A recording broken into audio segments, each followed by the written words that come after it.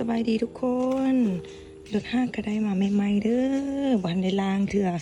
สปาร์อย่างเดิมๆอย่างสิเลยมาสดๆร้อนๆตอนนี้เนาะเซฟโรเล็กเช็คเด้อลูกค้าเด้องามเนาะเป็นแบบส่งจิบบริน้อยเด้อลูกค้าขันใหญ่เด้อนี่เด้อทางไหนกวางขว้างเนาะรถงามเอกสารครบเป็นสีขาวเซลลิกงามสิเลยตัวนี้เป็นรถซื้อออกซูนเลยเด้อตัวนี้เด้อซื้อออกซูนเลย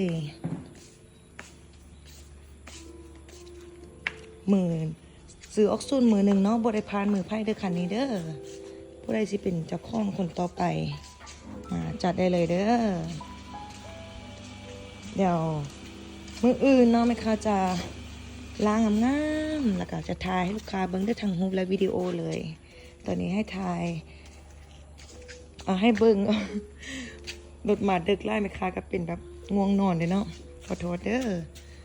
ถ่ายภายนอกให้เบิ่งจังซี่เด้อเป็นเกียร์ออโต้เด้อลูกค้าเด้อขับขี่สบายเนาะไปใส่ส่วนตัวไปเวียกไปงานใส่ครอบครัวได้หมดเลยตัวนี้น่ะเดินทางไกลก็ได้เนาะไปตั้งแข้งใดแบบสะดวกสบายเลยรถไปตำๆเด้องามตัวนี้นะลูกค้าแนะนำเลยขันใหญ่กรถเก่งแล้วก็ขันใหญ่กรถกระป๋องเลยเนาะตัวนี้เนาะเป็นจิ๊บสู้อย่างสิเลยตัวนี้แม่ค้า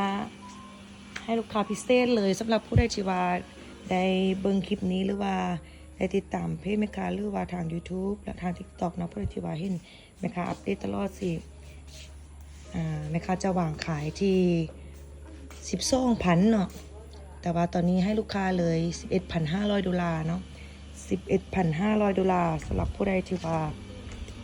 สนใจอยากได้แหงรถที่ว่าออกจากศูนย์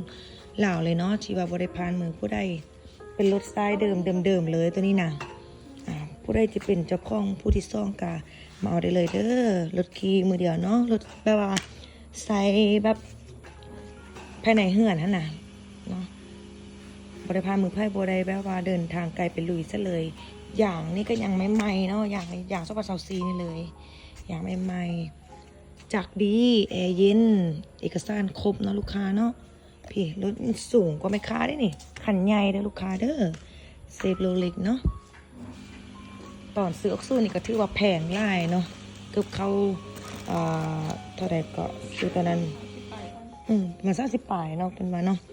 ไปเบิ่งกันใบซื้อไข่ทุกอย่างเบิ่งรายละเอียดมาละเด้อก็ถือว่าซื้อแพงเนาะรถนี้เป็นปี2016-17เด้อลูกค้าเด้อรับประกันว่าขี่มือเดียวเลยยังบ่ได้ทันผ่านมือไพ่เถื่อเนาะรถซื้อออกซูนเลยผู้ใดจะมาเป็นเจ้าของคนต่อไปก็ติดต่อมาได้เลยเนาะเป็นเกียร์ออโต้ลูกค้านี่เป็นค่ะจะล้างงามให้ลูกค้าเด้อตอนนี้รถ5กระไดมาเนาะพันในล่างนี่อย่างเถื่อ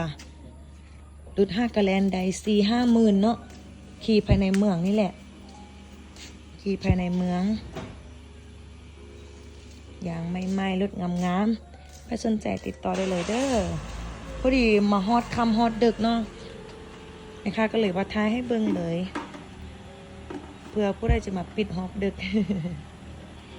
ใครสนใจติดต่อมาได้เด้อที่เบอร์977-51151 977-51151เด้อสดผ่อนได้ติดต่อมาได้เด้อขอบใจอะไรผู้ใดที่เข้ามาเบิ่งเนาะ